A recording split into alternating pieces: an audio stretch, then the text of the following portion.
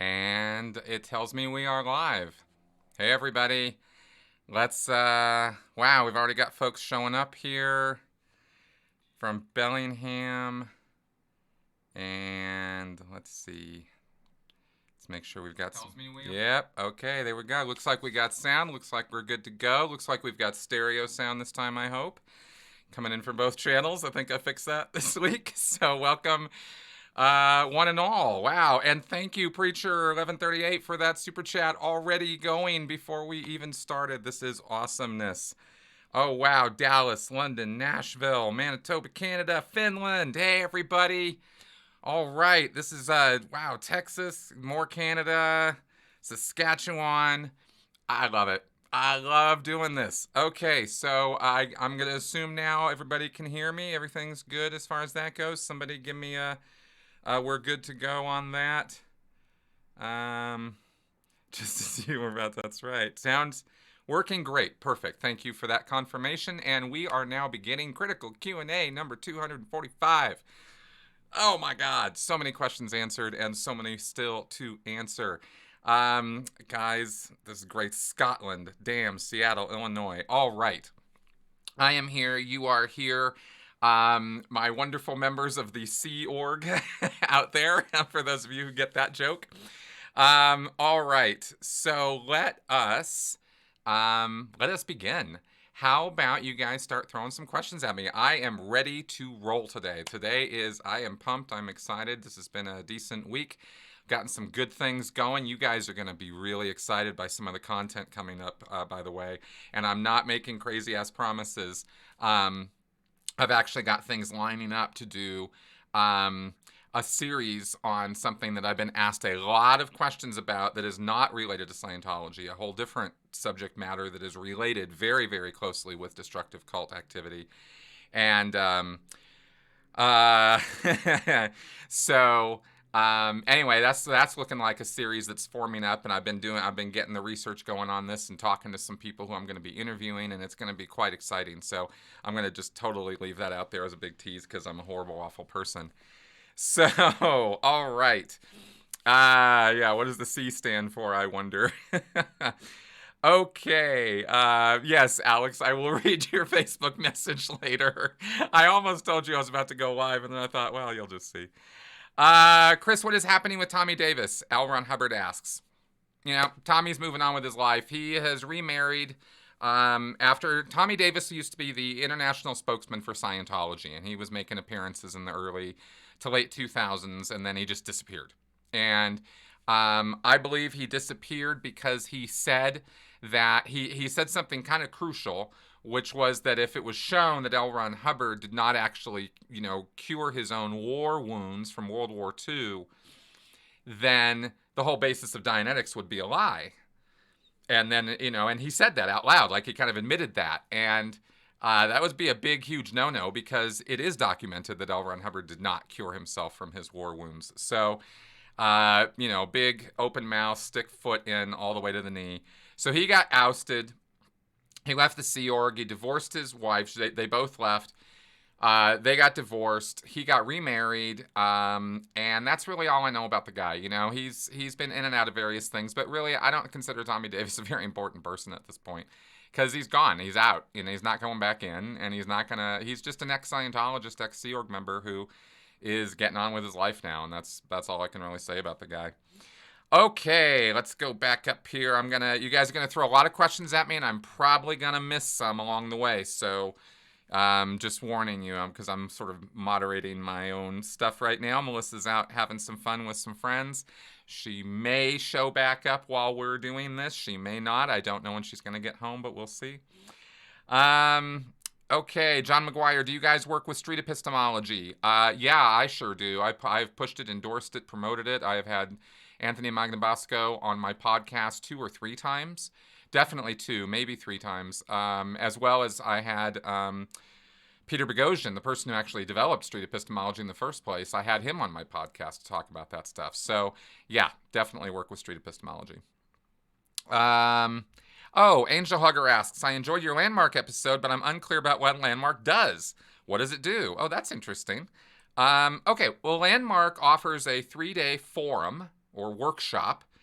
And that's the entry level action to get into Landmark's leadership program and executive, sort of coaching program and being a leader and being a better person and ethics and how to get along in life and all this. They have a whole series of classes and seminars and trainings that they will do. And it is basically Scientology light is kind of how we sort of, I think is pretty much the conclusion we came to in the podcast. It's non-religious, so they push it on businesses, by the way, Landmark. It's a big, huge thing in the business industry. They love pushing that crap, and it's all just a bunch of nonsense. Amanda Ferrer, your honest opinion on the mentality of Hubbard. Well, there's a lot to say about that. I've done a podcast about the fact that we believe Hubbard suffered from temporal lobe epilepsy, which was a physical condition that could have contributed to his megalomania and his religious fervor. In fact, very definitely would have if that's what he suffered from. He also had, he was a pathological liar, and he certainly had narcissistic qualities and megalomaniac qualities in that he liked to lord over and dominate other people, and he actually talked about that in his private writings. So he's been in a pretty bad way. He suffered from a lot of crap, and he also had a lot of physical problems that contributed to his, vindictive nature, and he was just not a very nice guy. Okay. Do I think L. Ron Hubbard? Marie Page asks, do I think L. Ron Hubbard was mentally ill? Yes, I do. Yeah. and as just answered and as talked about in many times on whole podcasts that we've done with Rachel Bernstein and with John Atack, where we have talked about L. Ron Hubbard's mental conditions and mental states, and I think that's covered territory, but it's hard to encapsulate, other than using these sort of buzzwords that I'll throw out, or not buzzwords, but these sort of labels that I'll throw out about megalomania, pathological liar, stuff like that. But I won't go too much deeper than that in an effort to try to get through a lot of questions for this episode. Molagog, or Mollygog, what are your thoughts on leaving a cult, feeling a sense of void or something missing, only to end up in another cult? Yeah, this is a great question. It's hard. It is the hardest thing I've had to deal with in all these years, the 7 years that I've been out of Scientology now. The thing that hits me still hardest and that has been the most difficult thing to deal with is reconciling myself to the fact that the world is a random, chaotic, crazy place that doesn't have a whole lot of order to it. And that our attempts to lay a moral framework or a faith framework over this world always fail because of the fact that the world is always going to surprise you and is always going to mess with you in ways that you can never predict and never see, you never see it coming. And no matter how much you try to, to prepare and predict and do all this stuff, it just doesn't, it doesn't go, right? And this leads people to seek comfort in, what I think are illusory answers, but I'm not blaming them for that. But when you go from one extremist or high control group to another, that is why we so push that people see a counselor, a therapist, or do some education work and self-work, cognitive behavioral therapy, CBT. You can, there's ways to do that by yourself at home. There's workbooks and stuff that can get you past this sort of, I don't want to say obsession because that's way too strong a word, but this need to overcome this emptiness rather than reconcile that. You have to kind of accept the world on its terms, on the way that it is. You have to kind of look at reality as best you can, and I don't think leaving my thinking to other people, to the Bible or to religious figures or to the Quran or anything, any belief system, I don't think turning my thinking over to that is a healthy way for me to approach life anymore. I already did that in Scientology, and that didn't go so well. And I see the effects of other people, and when they've kind of given over to these belief systems, these high control groups especially, and there's just never really, there's not a lot of positive results there, you know, and I encourage people to think for themselves and look and find out their own answers. And it's harder. There's zero question about the fact that it is harder to do that. And maybe not everybody's up to it. And, you know, and maybe that's okay too, but falling into the destructive, you know, going again, cult to cult, you know, we really want to prevent that. And so, yeah, there's, you know, I don't know any other way to say how I've come to deal with this except to say I'm still kind of struggling with it. But I know that I think I've defined the problem well enough that I know I'm not going to solve it by slipping into another cultic belief system, and I encourage other people to do the same. I hope that's a decent answer. I don't know how that came across. Melissa's great. So Tamara asks, and like I said, hopefully she'll be popping up in here before too long. All right, boy, I've missed a lot of questions since then. Here, let's just go back through. Okay, there we are. The comments thing kind of goes up and down, so I had to roll back up here. The Taito Guardian asks, what would the church do if David Miscavige was summoned to a court of law? Fight it, tooth and nail, like they have, tooth and claw. They will do everything possible to keep him out of a courtroom. And so far, they have succeeded swimmingly. You know, even in the Rathbun case, which was the closest they'd ever gotten to getting David Miscavige into deposition, the court agreed that they would only have to, that Miscavige would only have to submit a written deposition, and he would not have to actually physically appear in the courtroom. So that's the closest they've gotten, right? Scientology is like, the church lawyers are, whatever other priorities they appear to be given, it is very clear that keeping David Miscavige out of a courtroom is at the top of that list. All right, in your opinion, is Scientology any more destructive than the early Catholic Church? Yes, I do.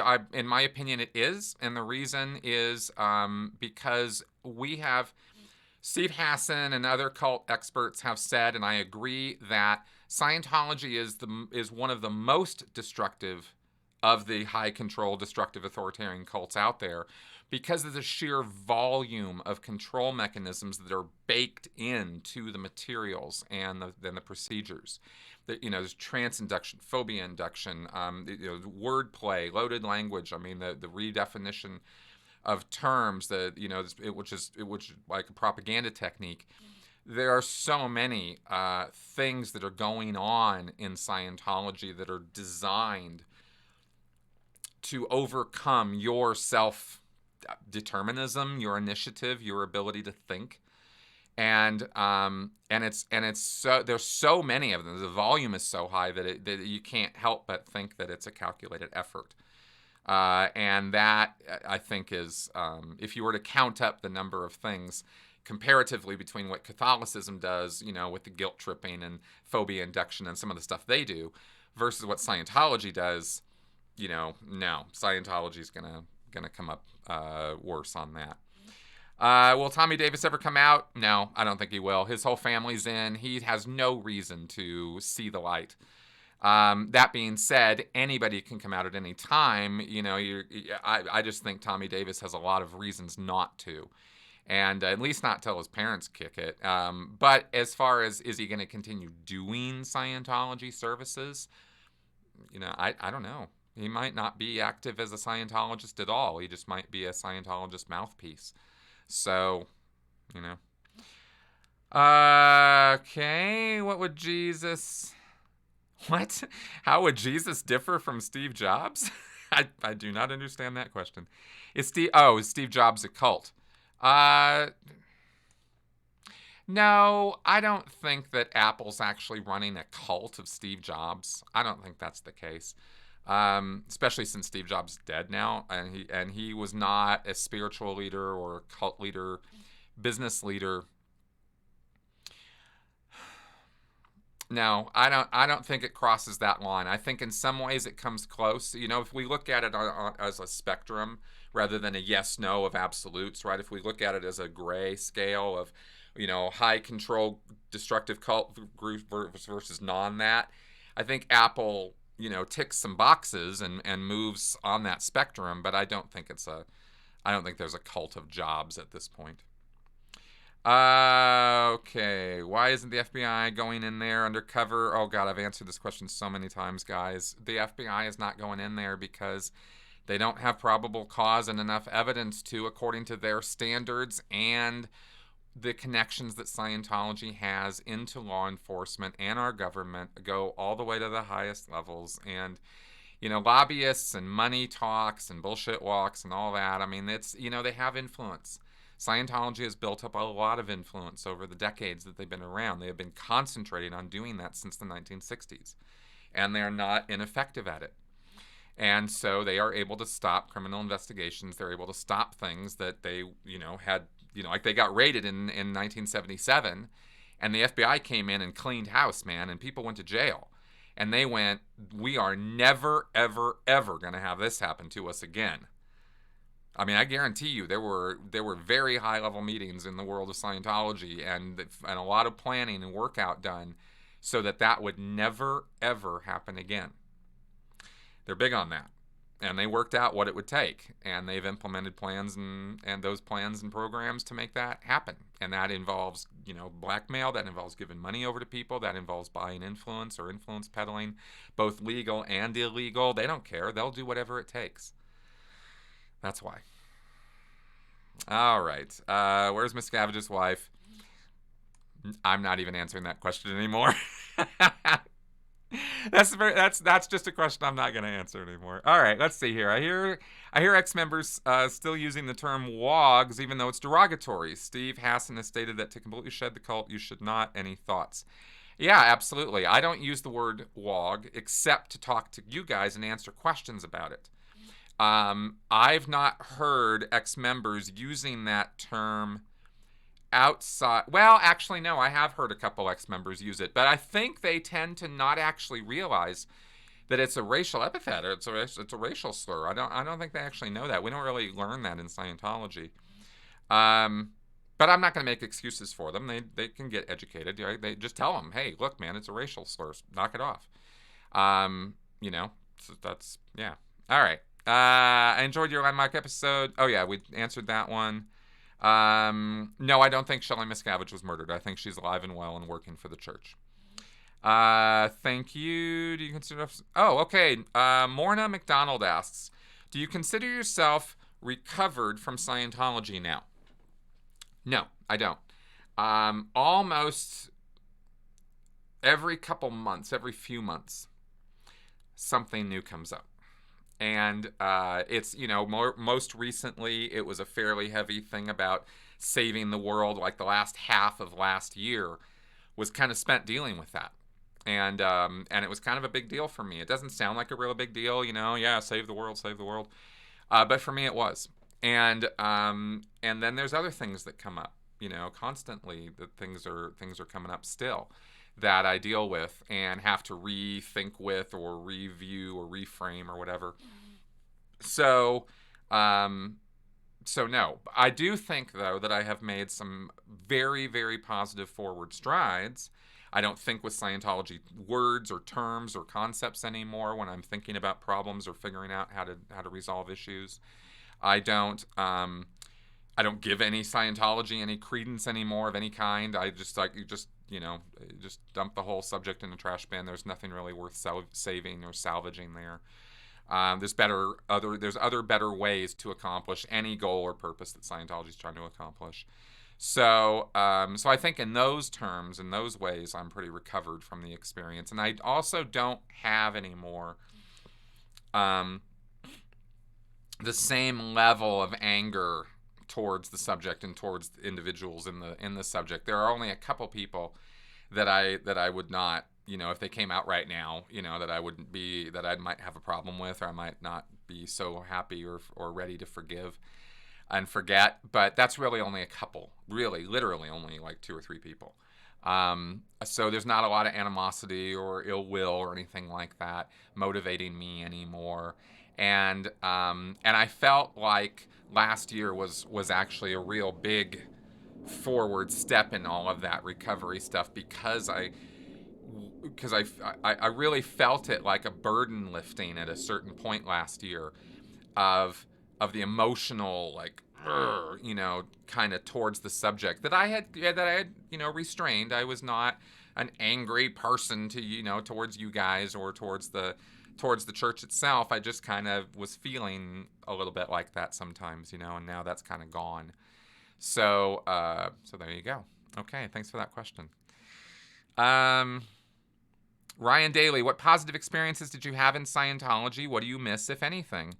Yeah, I had positive experiences. I had gains. I thought I had realizations that I thought were quite significant and important at the time, which of course I've completely forgotten about now. I had happy experiences with other Sea Org members, friends, that kind of thing. I had positive experiences in helping others, in terms of helping people with their marriages. I helped a couple people get away from drugs because they didn't want to have drugs in their life, and I was able to assist them with that. Not by putting them through a purification program, by the way, with the sauna thing. I just mean sitting and actually working it out with them and figuring out their life. So I enjoyed those experiences. I thought those were positive. I have said in the past, and I will repeat right now, that I think that those positive experiences didn't really require Scientology to happen. And if anything, sometimes I was helping people in spite of Scientology, not because of it. And as far as what do I miss, as I mentioned, or I didn't say this specifically, but in that earlier question about cult jumping from one cult to another, one thing that is, I think, is crucial in that process is that people are seeking certainty. They want answers that are answers that make sense and that they don't have to think about anymore, right? Because I define faith as those thoughts that you don't have to think about anymore, right? They're there and you don't have to think about them. That's how it is, right?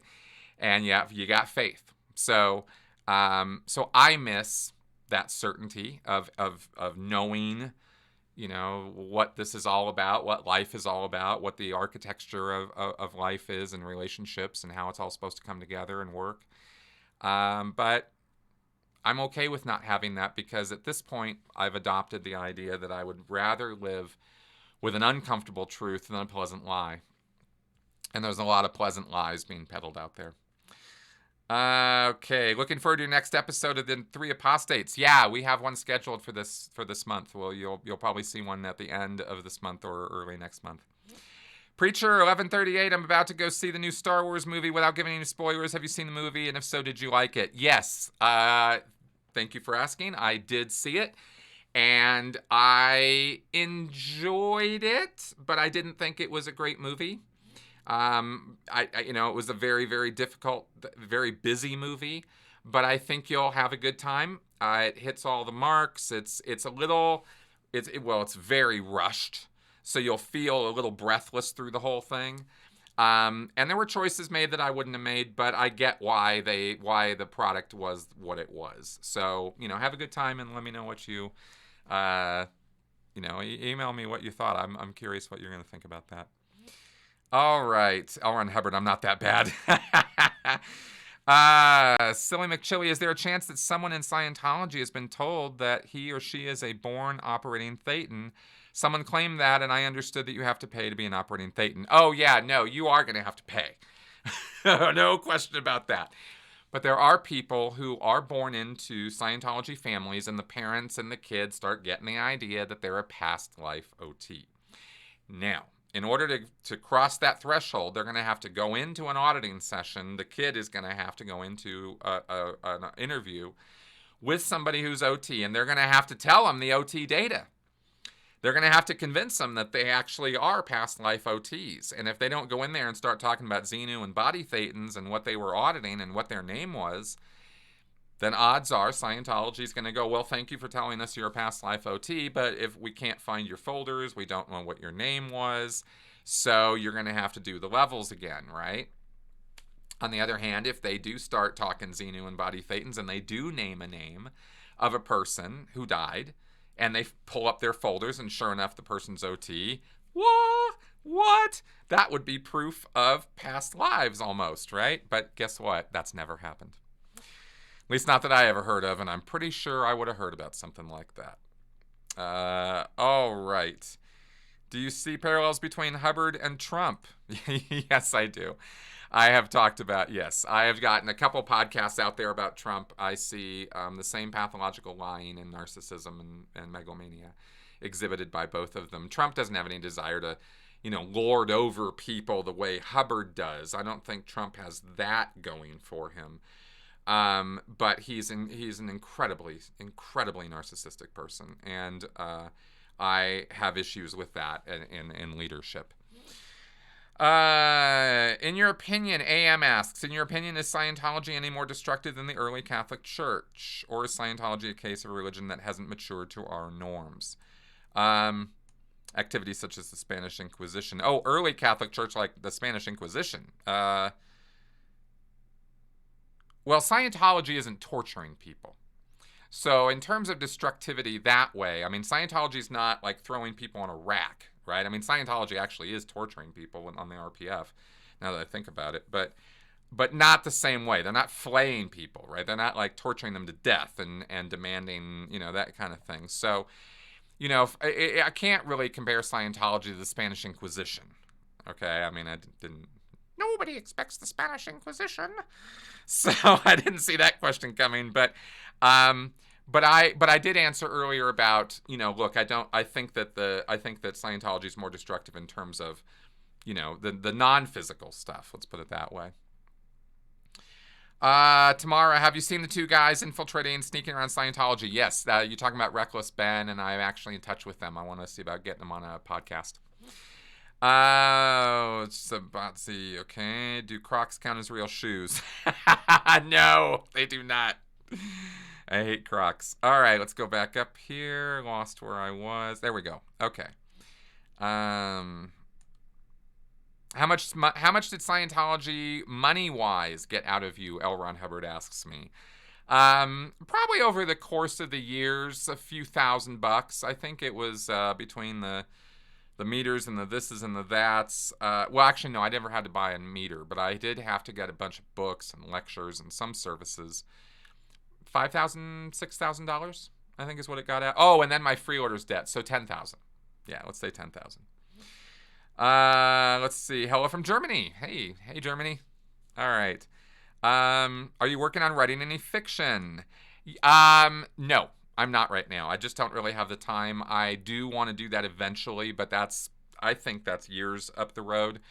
And I do have some stories in me that I want to tell, that are fiction stories. So that'll come, but that's in the future. Yeah, seen the thing with the two guys with the spy glasses. I'm gonna talk to them. I'm actually in touch with them, and I can't wait to get the whole rundown on what that's all about. I'm hoping they'll come on my podcast and we can do an actual video chat and really get into all the details of how they did what they did. Okay, Vanessa, is the FBI infiltrating the Church of Scientology? If not, how can we get them to do so? Okay, well, there is no way I could know whether the FBI is infiltrating Scientology. They very well could be, and there could be an entire operation going on right now that I don't know anything about. I don't think there is, but that could be happening.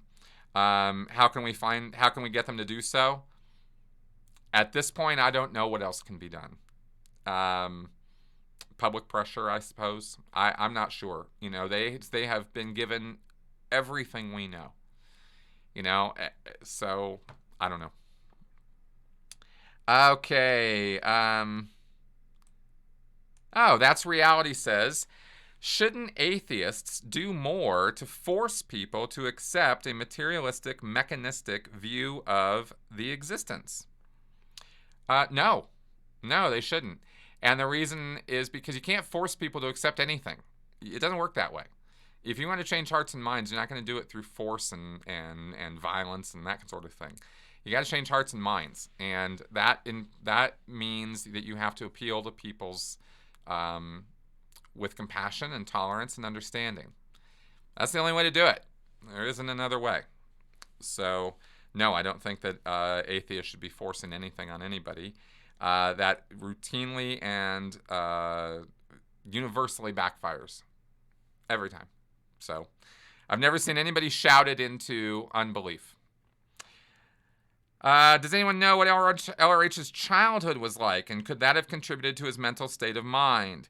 L. Ron Hubbard had a fairly benign upbringing in the Midwest. He was born in 1911 in, Nebraska? I think Montana? Somewhere in that area. I think Helena, Montana, I think is where he was born. Anyway, he didn't really have, other than traveling a lot, moving around a lot because his dad was in the Navy, so he had quite a bit of travel. He didn't really have any kind of an abusive, horrible childhood, according to all the research that's been done. So I don't think that is what contributed to his mental state. In any sort of abnormal way, I should say. Do you feel... D. Nelly asks, do you feel that it is an educator's job to inform their students about specific, controlling, physically and mentally abusive organization, or focus on building critical thinking? I think it's a bit of both, actually. I don't think you can do one over the other. People, because they're two different lessons. Critical thinking isn't teaching somebody about how abuse works.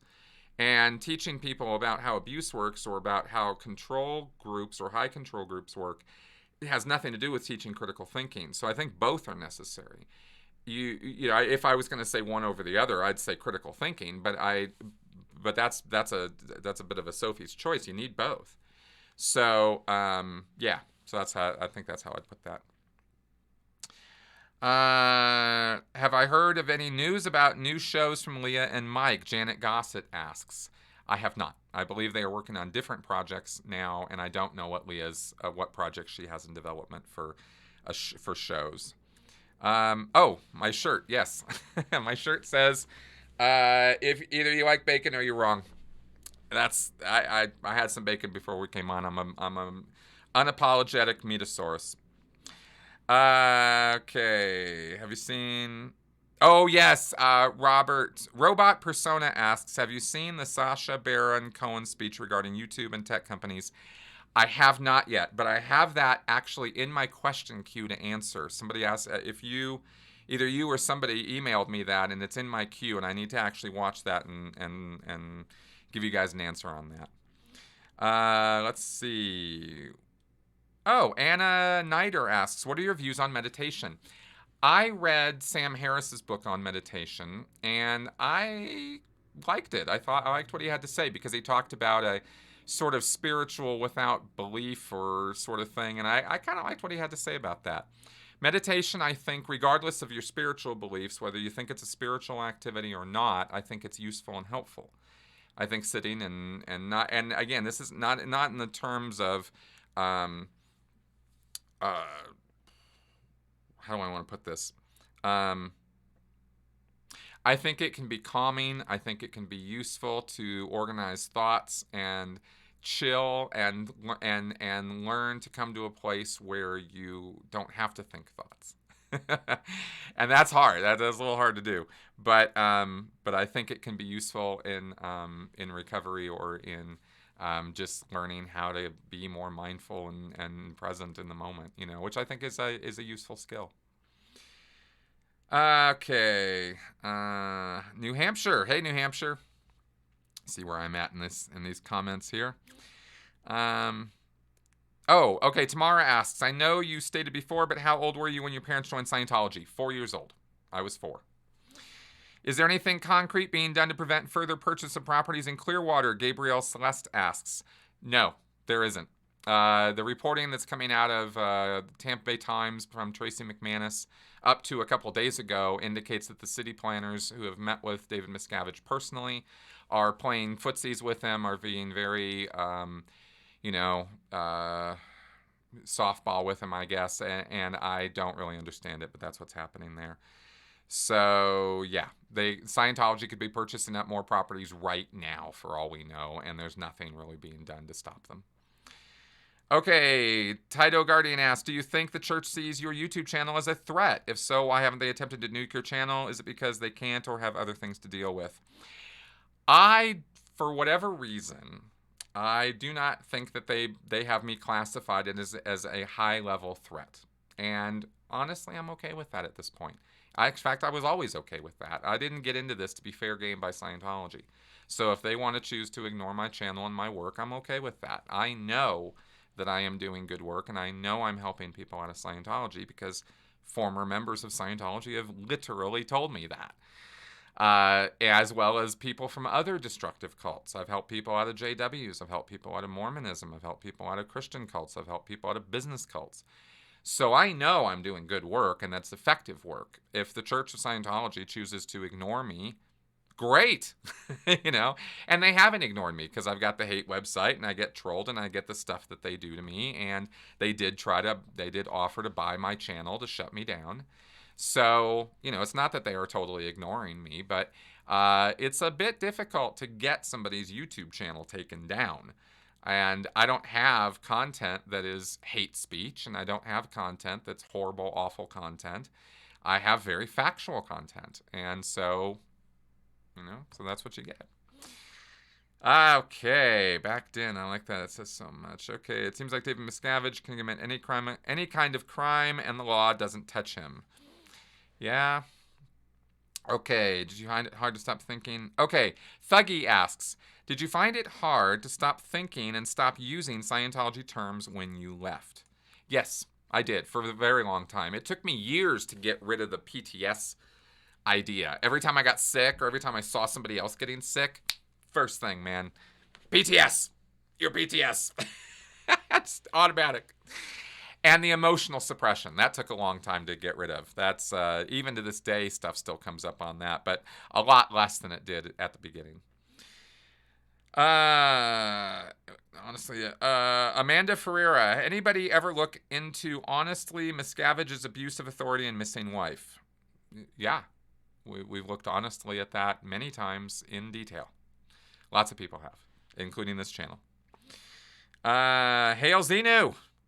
Woot! Xenu for president. What about investigative journalists? Why haven't any infiltrated the church? Some have. Google it. This is something, I mean, Paulette Cooper, well, Paulette Cooper didn't infiltrate the church.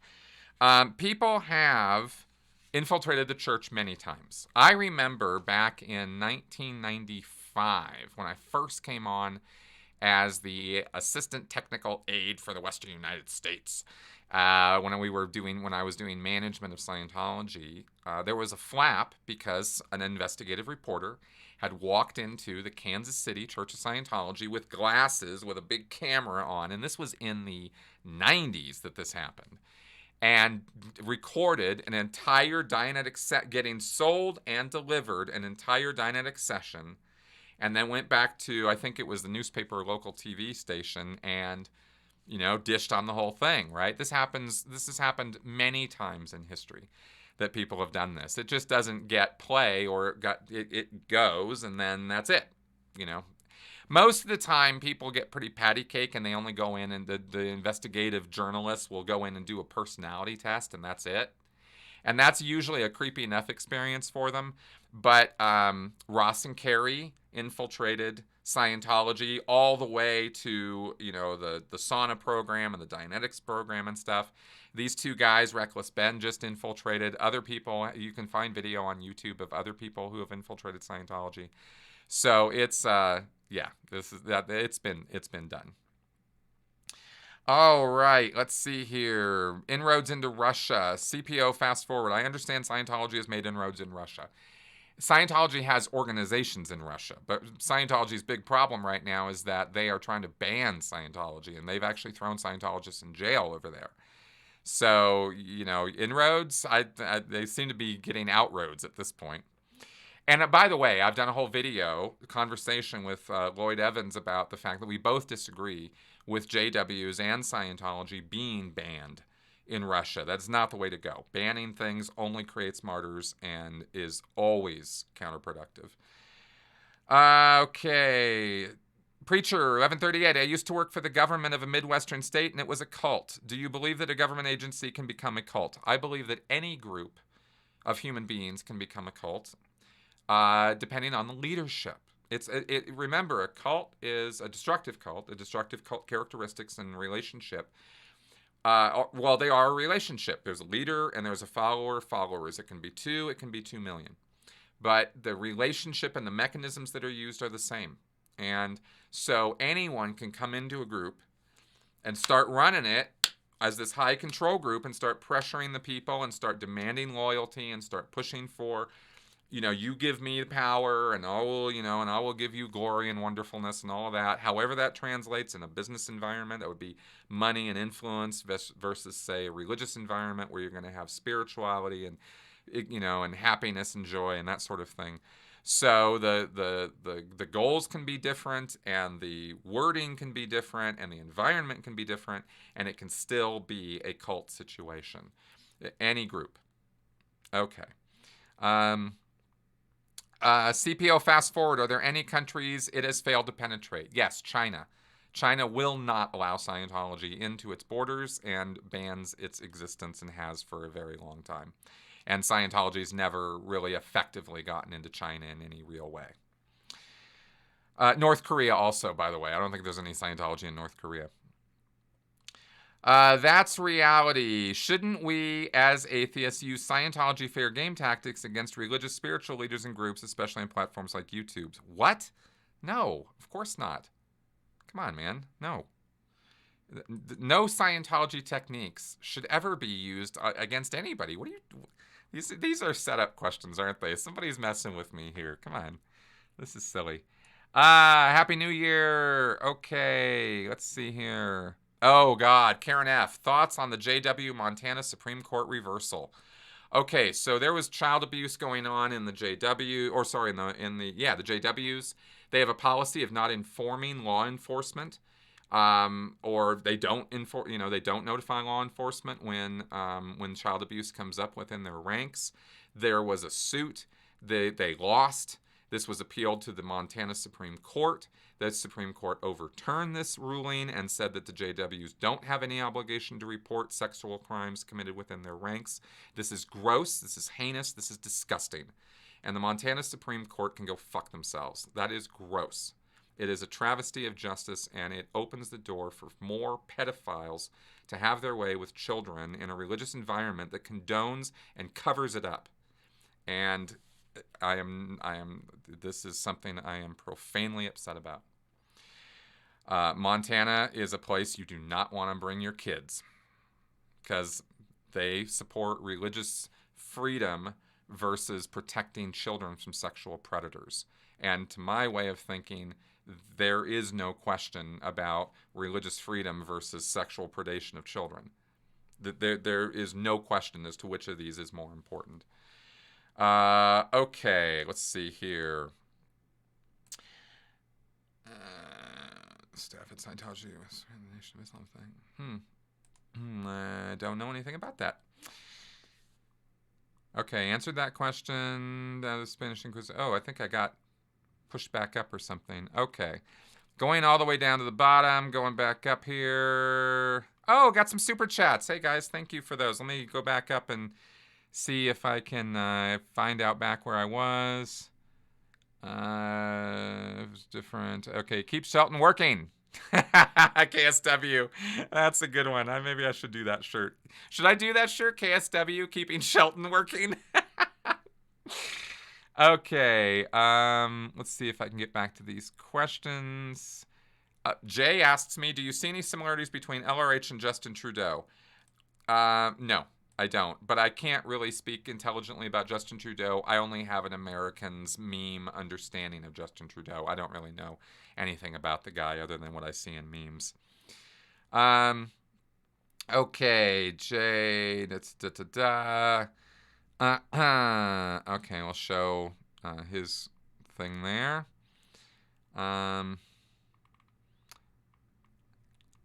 Let's see, going back down the line. Okay. Oh, there we go. Okay, good. Reckless Ben and Michael, yes. Okay, good, Dave. Okay, That's Reality asks, is Miscavige really in charge or is just a puppet for the people around him? No, Miscavige is the one who's in charge. It's simple. It's Occam's razor. There's no conspiracies. The CIA is not running Scientology via their plant, David Miscavige, or anything like that. Miscavige is the one who's in charge. Let's see here. Nothing mechanistic. His uncle lives in Montana. Just going down the comments here as I go. Good. You're welcome for the video on Landmark. Many good people in the org. How can I try and wake them from their brainwashed state? Dave Whitelaw asks. Dave, take a look on my channel at the interviews I did with Rachel Bernstein about how to talk to people who are in Scientology or how to talk to people who are in cults. There are a couple videos on my channel where I go into great detail about how to do that. It basically involves having compassion, tolerance, and understanding of them and who they are, and accepting them as who they are first, and then engaging in conversation and dialogue designed to ask them questions that might plant seeds of doubt, that might get them thinking, but mostly it's about listening.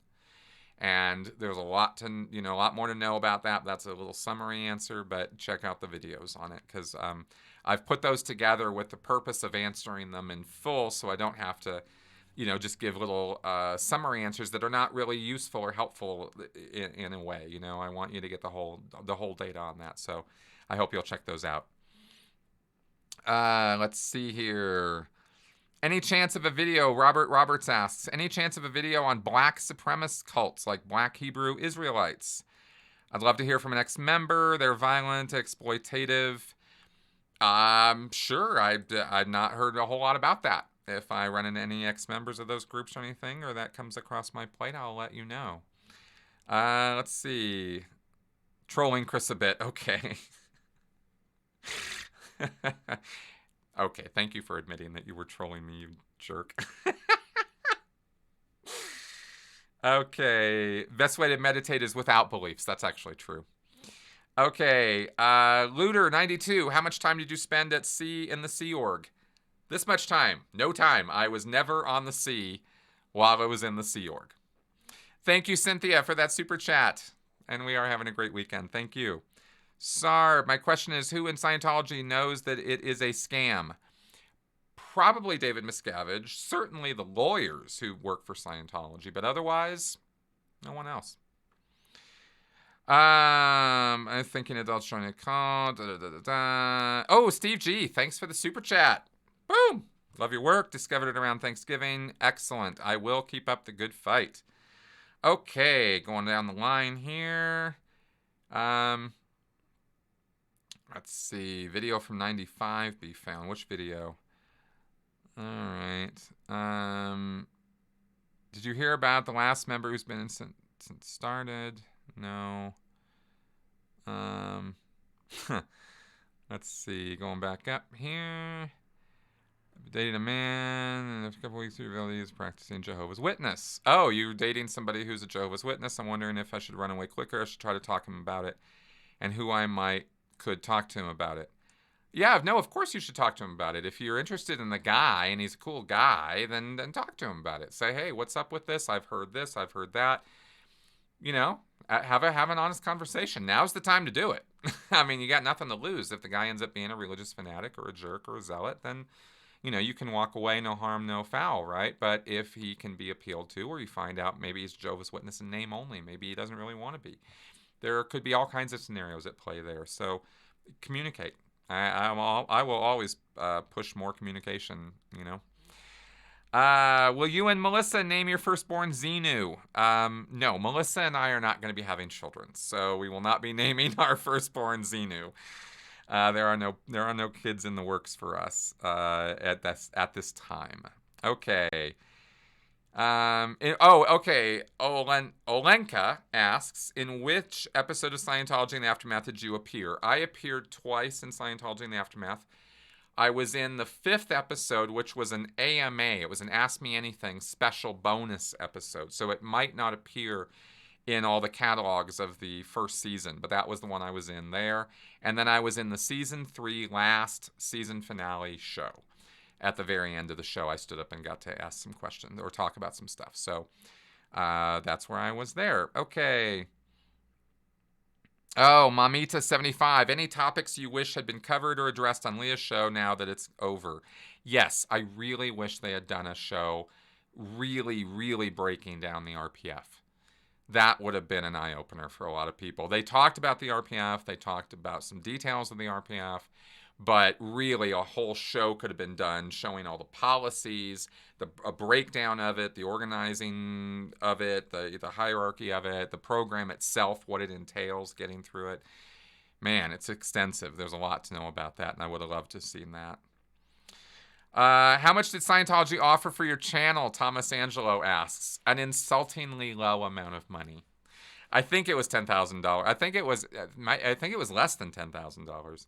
It was insulting. I told him flat out. I laughed. I was like, "Yeah, no, I can. You know, if you want to buy me, you're gonna have to pay a hell of a lot more than that for my First Amendment rights." Let's see here. Can you address? Okay, Joseph Hamblin asks, can you address your opinion of Angry Gay Pope and his methods? I've talked about this before, and it's not, look, I do not want to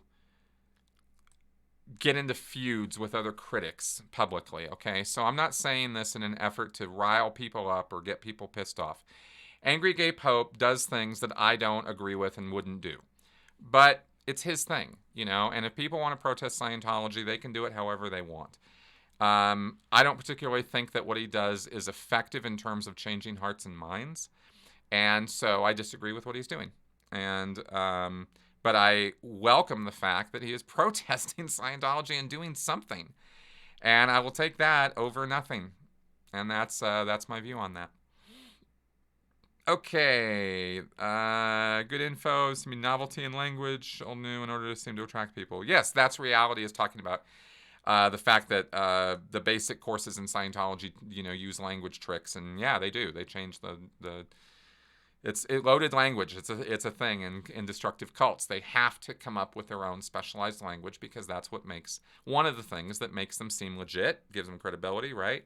But also makes them seem special and unique and different and something you need to learn about. All right, let's see here. Coming up in the last 10 minutes or so of our episode here. This has been fun. We've been banging through some questions. I hope you guys, I hope I'm keeping up here. I've had to cut ties to people who are in a political cult. What is your recommendation for dealing with them once it passes? Not going to name names on the cult side. Good. Steve G asks. Build bridges, mend bridges, or whatever. Politics is a thing that comes and goes, and friendships and relationships are, or can be, much more lasting and really should be. I've regretted losing relationships over the last 3 years, being overly harsh on political stuff, so I get it.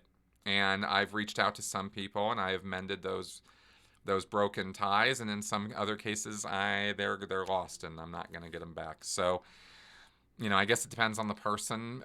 Best of luck to you, but I recommend making the effort to reach out.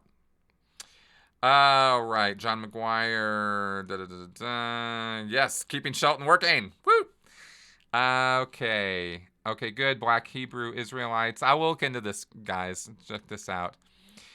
Okay, did it concern you? Okay, Fred Phlogiston asks, as you were in the Sea Org, did it concern you how to come back to complete your billion-year contract, or did you take it for granted to find your way back?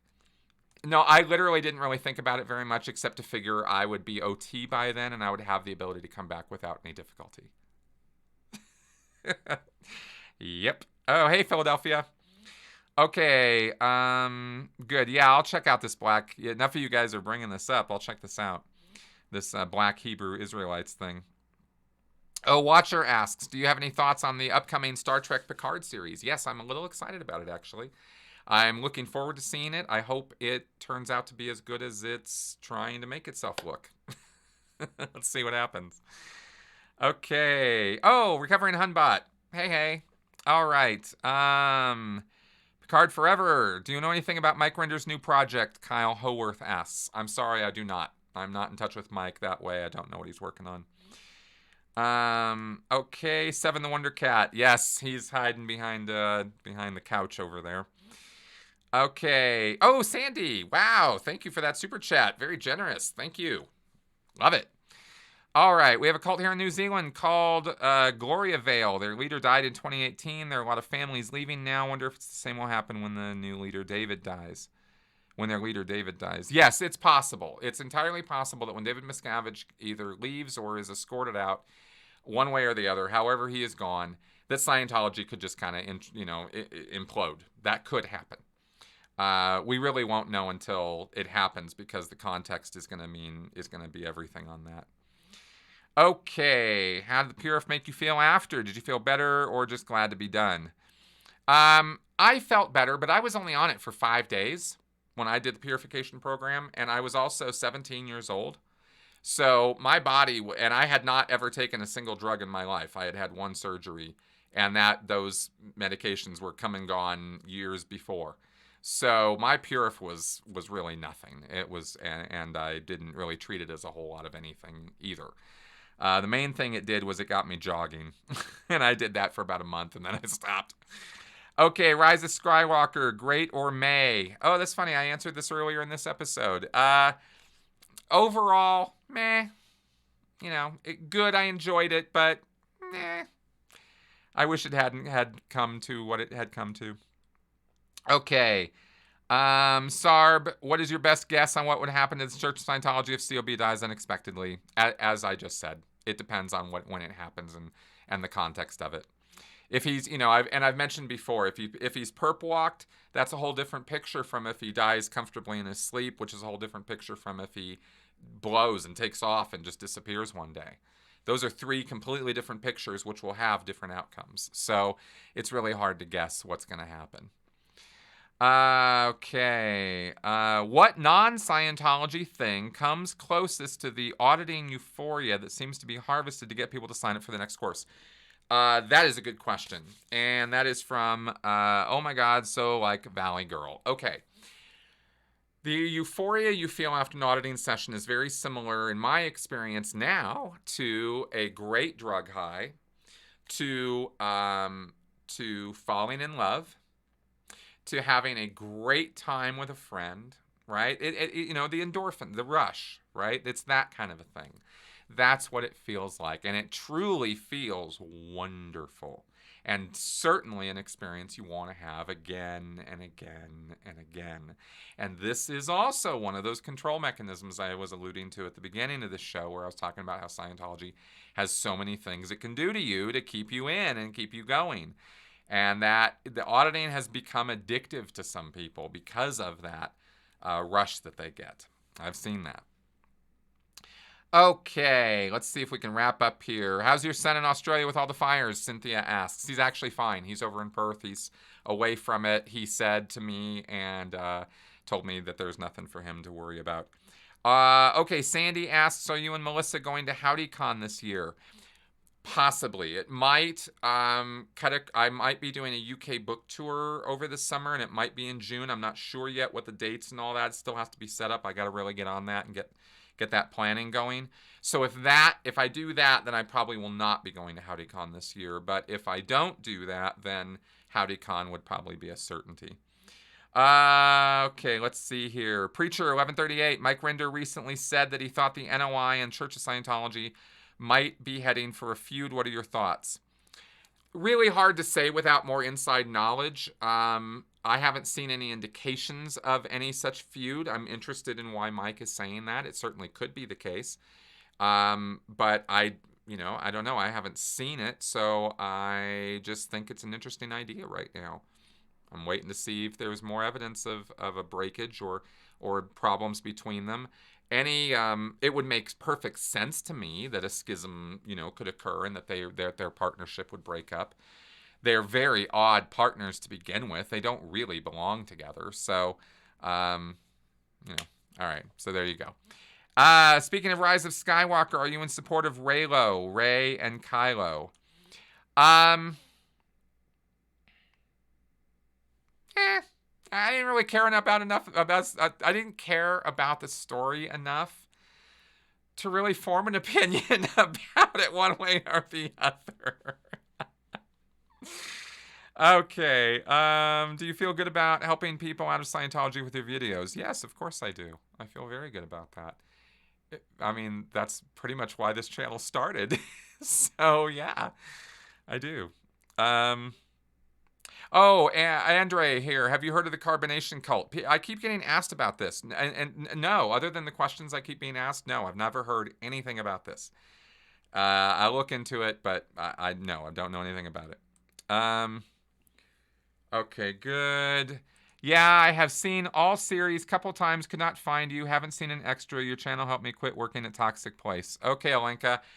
I know for a fact you can find the video. The episode I was in, the AMA episode, can be found, if nowhere else. I would not normally recommend this, on RuTube, Russian YouTube. You can look them up there. And like I said, I was at the end of the season 3 season finale. I was definitely on it. Let's see. I do not know if it had abuse. Okay, good. Oh, Tamara, thank you for that super chat. Thank you very much. That's awesome. Okay. Raylo is nasty. Haha. Audio and video out of sync. Yeah, there is a lag. 2 o'clock. Looks like we're okay, checking out. Yeah, he mentioned it in the Surviving Scientology channel. Yes, I know. I need to. I just haven't watched that podcast yet. It's funny. My time is difficult because I want to watch everything that people send me, and I want to hear everything that's out there to hear, and yet I still have to create content myself, and it is really a constant struggle, working between research, my own content creation, and getting other people's content on. So it's a constant struggle. All right, guys. I think it is time to wrap up here. I think we've had a pretty good Q&A this week. Thank you very much for coming around and watching. And thanks for your support. All you guys who threw super chats at me, you are wonderful people. Really appreciate it. And let us end this off now, and I will see you guys next week. Bye-bye.